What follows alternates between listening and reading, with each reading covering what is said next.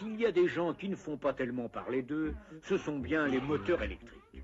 C'est rare que cela tombe en panne, cela ne fait pas de fumée, et eux, ils démarrent sans se faire prier.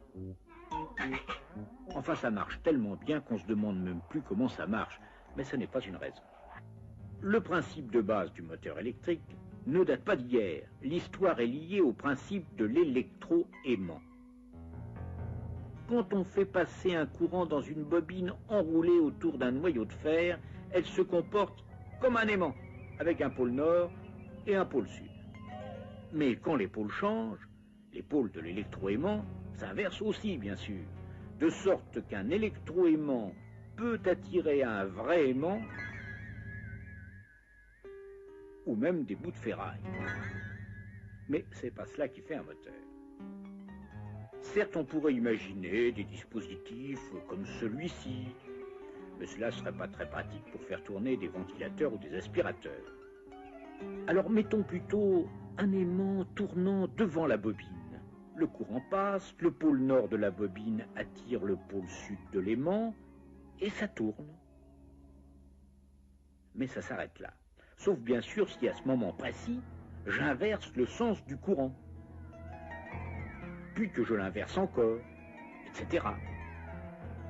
Mais cela ne serait pas très pratique non plus. Deuxième tentative, je remplace l'aimant par une bobine, tournant elle aussi. Je fais passer un deuxième courant, cela fait un deuxième électroaimant, et ça tourne. Mais en plus d'intervertir le courant à tout bout de champ, je vais avoir un problème de fil qui s'en mêle. C'est encore moins pratique. Oui, mais c'est là qu'intervient une astuce fort simple, mais fondamentale, le collecteur. Je munis ma bobine mobile de contacts ayant cette forme-ci, séparés par un très bon isolant.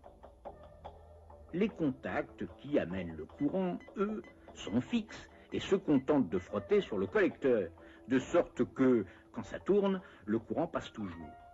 Ces contacts fixes, on les appelle des balais, parce qu'à l'origine, les gens se servaient de fins fils qui ressemblaient à des balais. Mais on fait mieux depuis, avec du graphite, ce sont les charbons.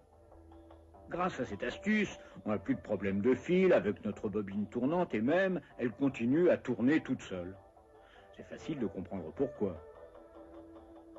Quand le courant passe comme ceci dans la bobine, son pôle sud est ici. Il est attiré par le pôle nord de la bobine fixe et ça tourne. Arrivé là, ça devrait s'arrêter.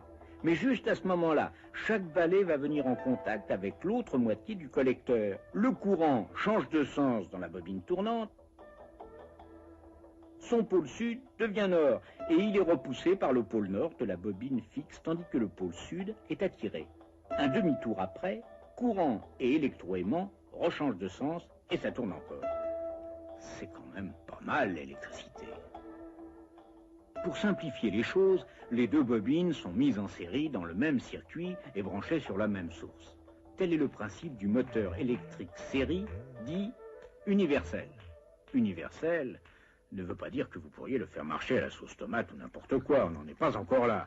Universel parce que si, au lieu d'une source de courant continu comme dans nos expériences, on l'alimente avec du courant alternatif, cela marche encore.